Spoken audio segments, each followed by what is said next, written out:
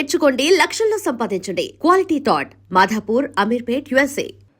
And Chiranjeevi గారి విషయానికి వస్తే నా దగ్గర ఒకటే ఒక క్వశ్చన్ ఉంది. అది కూడా మీరు మాట్లాడిన ప్రస్తావనే, మీరు తీసుకొచ్చిన ప్రస్తావనే వేరే ఇంటర్వ్యూలో. అదే స్ట్రైట్గా అడుగుతాను. చిరంజీవి గారికి, కాదంబరి కిరణ్ గారికి ఇప్పుడు టర్మ్స్ ఎలా ఉన్నాయి?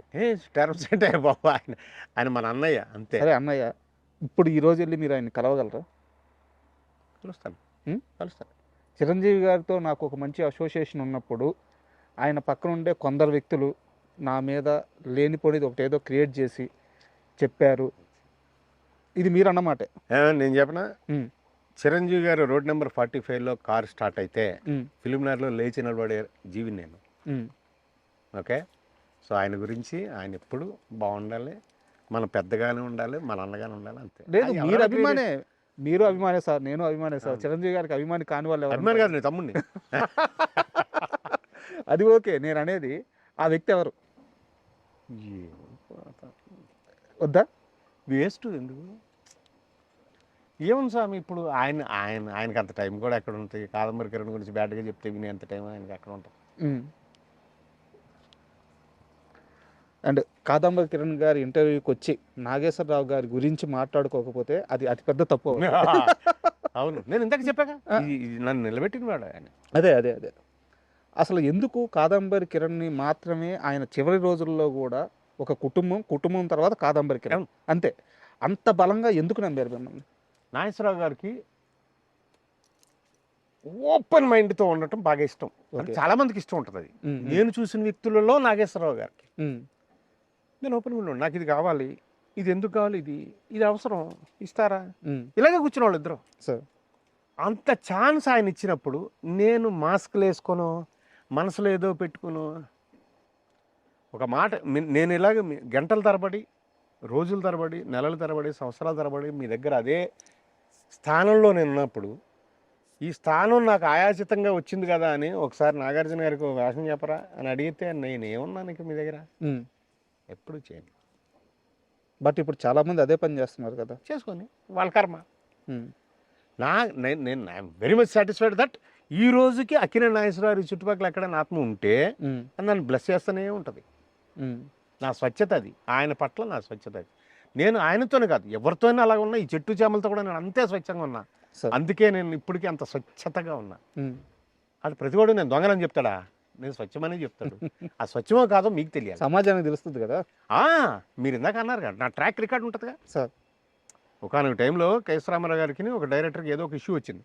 ఇష్యూ వచ్చినప్పుడు కోఆర్డినేషన్ కమిటీ అని చలనచిత్ర పరిశ్రమలో కేఎల్ నారాయణ గారి చైర్మన్షిప్లో ఉండేది. ప్రతి సంవత్సరం కూడా, ప్రతి టర్మ్లో కూడా నాకు మెంబర్షిప్ ఉంటుంది. అందులో నన్ను కూడా వాళ్ళు పిక్ చేస్తారు సార్. ఎలా అంటే పవన్ కళ్యాణ్ గారు హైదరాబాద్ ఆఫీస్ ఓపెనింగ్కి 19 మందిని మాత్రం పిలిచాడు. అందులో నేను ఒక గెస్ట్. త్రివిక్రమ గారు పక్క తీసుకెళ్ళి, మీరు ఇక్కడి వరకు రావడానికి కారణం ఏంటో తెలుసా, మీ సర్వీస్ ఓరియంటేషన్ అని కళ్యాణ్ బాబు నమ్మాడు. ఓకే, కళ్యాణ్ బాబు విన్నాడు, అందుకని మీరు ఇక్కడ ఉన్నారని చెప్పారు. అలా మన గురించి ప్రపంచం అబ్జర్వ్ చేస్తూ ఉంటుంది స్వామి. ఆ ప్రపంచంలో మీరుంటారు, పవన్ కళ్యాణ్ గారు ఉంటారు, ఎన్టీఆర్ గారు ఉంటారు. మీరందరికీ మీరు అనుకుంటాం ఎన్టీఆర్ ఎక్కడ దూరంగా ఉంటాడు కదా, తెలియదేమో అని. మిమ్మల్ని ఈ పంచభూతాలతో పాటు మన పెద్దవాళ్ళు కూడా అందరు గమనిస్తూనే ఉంటారు, చరిత్ర గమనిస్తూనే ఉంటారు. అప్పుడే మీ ట్రాక్ వెళ్తారు. సార్ మీరు మనుషుల్ని చూశారు, సమాజాన్ని చూశారు, అన్నీ మీకు తెలుసు. ఆ ధైర్యంతో అడుగుతున్నాను. ఇప్పుడు చాలామంది అంటే ఆయన ఫ్యాన్స్ చాలామంది చెప్తున్న మాట ఏంటంటే, మా అన్న ఖచ్చితంగా పొలిటికల్ ఎంట్రీ ఉంటుంది అని చెప్పి జూనియర్ ఎన్టీఆర్ గురించి ఫ్యాన్స్ అంతా బలంగా నమ్ముతున్నారు. మీకు సంబంధం లేని ప్రశ్న, అయినా మీకున్న అవగాహనతో చెప్పండి. ఆయన ఒకవేళ వస్తే పరిస్థితి ఎలా ఉంటుంది? రావటానికి ఆయన రావటం అనేది ఆయనకి హక్కు కదా. ఆయన క్రౌడ్ పుల్లర్ కదా, కాబట్టి ఆయనకు అవకాశం ఉంది. ఉంటే కానీ ఏమన్నా ఎన్ని చూడలేదు మనం చరిత్రలు. రామారావు పార్టీ పెట్టినప్పుడు కూడా మేము పనిచేసాం 83కి. అట్లా అంతే, రావాలా అరే ఏముంది అనుకుంటాం, స్పేస్ లేదని. ఎవరి స్పేస్ వాళ్ళదే. అండ్ నాగేశ్వరరావు గారి విషయానికి వస్తే మనం మాట్లాడుకుంటూ ఇటు వచ్చేసాము. ఆయన చివరి రోజుల్లో చాలామంది ఆర్టిస్టులు వచ్చేవారంట ఆయన చూడడానికి, బట్ వాళ్ళు ఎవరిని కలవరిచ్చేవారు కాదు. అవును. ఎందువల్ల? ఆయనకి ఏంటంటే తనని చూసి ఏడిస్తే తన ఆయుష్ తగ్గిపోద్దని ఫీలింగ్, ఆ భయం అని స్టార్ట్ అవుతుందేమో అని. ఆయన ఇక్కడ ఏదైతే ఉందో ఇక్కడ అదే ఉంటుంది ఆయనకి. అందువల్ల ఏడ్చేవాళ్ళు అంటే కన్నీరు ఆటోమేటిక్గా చాలామంది ఏడుస్తారు, అనారోగ్యంతో ఉన్నప్పుడు ఏడుస్తారు కదా. ఈయన అనారోగ్యం ఉందని ప్రపంచానికి చెప్పి ప్రెస్ మీట్ పెట్టి చెప్పేసినాడు కదా. నేనే ఏడ్చాను ప్రెస్ మీట్ చూస్తూ. అక్కడ ఆయన ఫోన్ చేశాడు, ఫోన్ చేసి నేను ఇలా అనౌన్స్ చేస్తాను మీరు రండి అన్నాడు. పరిగెట్టుకుని అన్నపూర్ణ స్టూడియోకి వెళ్ళా. ఆ మనం గెట్టపులో ఆయన ఉండి ఆయన ఫ్యామిలీ అంతా అలా నిలబడి ఉన్నారు. అనౌన్స్ చేస్తున్నాడు నేను చచ్చిపోతున్నాను, నాకు క్యాన్సర్ వచ్చిందని. నేను ఏడుస్తాను చుట్టూరు. బట్ ఆయన దగ్గరికి వెళ్ళినప్పుడు అవి ఉండకూడదు. అలా ఏడిస్తే నాకు అధైర్యం వస్తుంది, అధైర్యం వస్తే నేను చచ్చిపోయినట్టే. ఓకే, నాకు చావు దగ్గరికి వస్తుంది. చావు ఎవడైనా చచ్చిపోవాలి కదా, హ్యాపీగా పోదాం. ఇది ఆయన. ఆయనకి ఎప్పుడు ఏమనేవాడంటే, నేను ఏదో నిద్రలో నడుస్తూ హార్ట్ కదా, మనం హీరోలం కదా, ఇలా వెళ్తూ వెళ్ళిపోతాం అనేవాడు. పాపం. Okay, but he lived a long life and ఆయన జీవితాన్ని జీవించాడు, పూర్తి జీవితం సార్. నాలాంటి జీవుని నిలబెట్టి కూడా. సూపర్. అంచేత అవి అంతే. ఇప్పుడు నేనున్నాను, ఇప్పుడు నా జీవితం ఏదైతే ఉందో దానికి సంబంధించిన వాళ్ళందరికీ కూడా ఆయన ప్రాణం పోసినట్టు కదా. అంతే కదా. ఆ సీరియల్కి ఆ ఛానల్ డబ్బులు ఎగ్గొట్టి ఉండొచ్చు, బట్ నన్ను నిలబెట్టాడు ఆయన.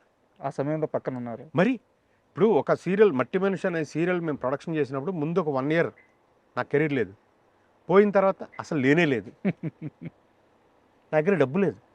అలా నా ఫ్రెండ్స్ రుద్రరాజు రమేష్ అని వాళ్ళ మదర్ ఇచ్చారు డబ్బు. ఇంతే 2-3 దగ్గరికి వెళ్తే ఫైనల్గా అది వర్కౌట్ అయింది. అనసూయ గారు అని ఆవిడ ఇచ్చారు, Anasuyamma sir.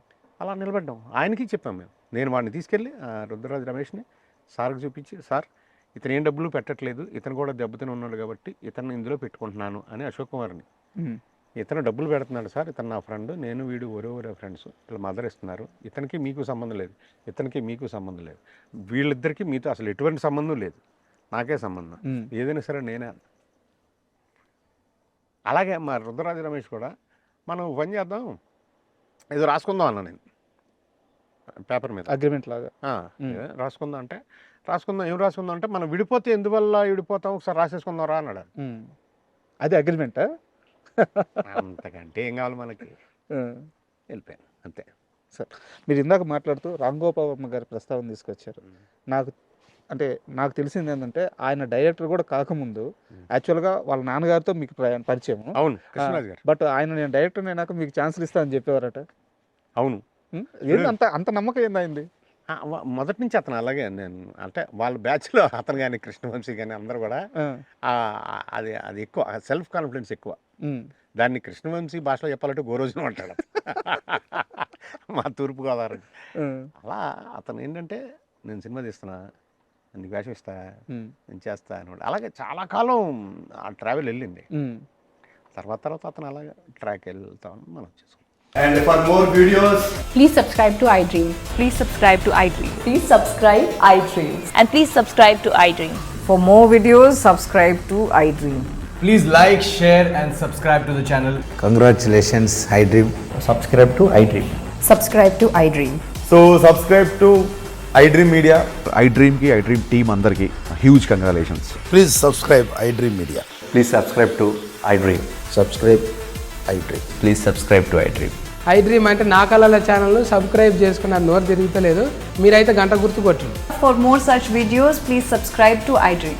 Subscribe to iDream. Please subscribe to iDream. Please subscribe iDream Media. Please do subscribe to iDream. Please subscribe to iDream Media. For best entertainment and information, please subscribe iDream. And don't forget to subscribe to iDream.